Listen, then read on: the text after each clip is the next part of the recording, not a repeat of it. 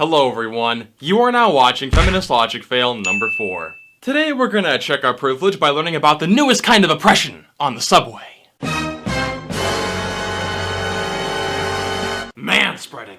I mean, it's an epidemic, people. All across the globe, men are taking up space in subways and buses by opening up their legs when seated. It's almost like men have something in between their legs that makes it uncomfortable to keep them pressed together. But, according to some feminists, it's a display of male privilege. Brian Moylan from Time wrote, "There is no worse man-centric behavior than manspreading on the subway." I agree entirely, Brian. Groping, jerking off, that's nothing compared to a guy opening his fucking legs, right? Now, to be fair, some of these men have their legs ridiculously far out. But when they do, the bus or subway usually has spare room. And even if the subway was crowded, you could simply ask the guy to move over. But nah, fuck human interaction. Let's spend money on an anti-manspreading campaign. My oppression! Also, for every example I see of a guy manspreading, I can find picture after picture after picture of women on the subway taking up room with their baggage, even though there's plenty of room under the seat. You won't find those writers talking about it though. Oh, but manspreading is so important, people, that they had to make a hidden camera video about it to raise awareness. How do people in real life actually respond to manspreading? And would they act differently if it were a woman instead of a man? On the subway, Nick has little issue pushing his way to an open seat and assuming position.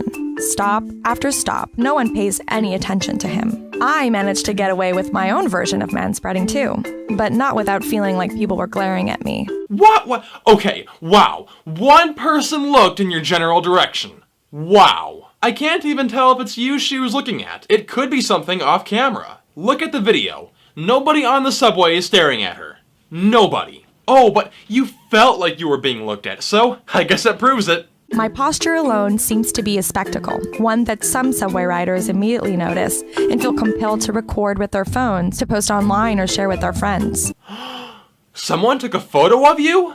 Kind of like how all those pictures of men were being taken? So how is it any different when it happens to you too? Also, we have no idea why he recorded her. Did any of you ask him personally? There is no guarantee it was due to manspreading. Nick's legs spread wider and wider. As this train fills up, a group of four is forced to stand right up against Nick as he takes up 3 seats. No one appears to even notice.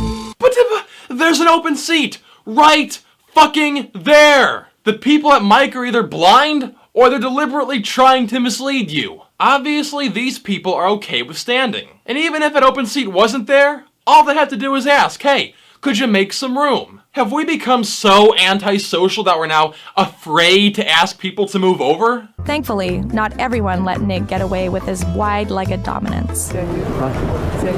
I spoke too soon. There's actually one person here with common sense. Yeah, you can move it. What? You can move it if you want. It's not my bag. Huh? It's not my bag. What's funny though is that she didn't complain about the manspreading, she complained about the bag. Let me repeat that. She didn't complain about the manspreading, she complained about the bag. Also, they approached the man and not the woman. Doesn't that kind of contradict the entire point of this video? This is why modern feminism is being taken less and less seriously. Because of jokers like this who lie, manipulate, and blame every little thing on the boogeyman known as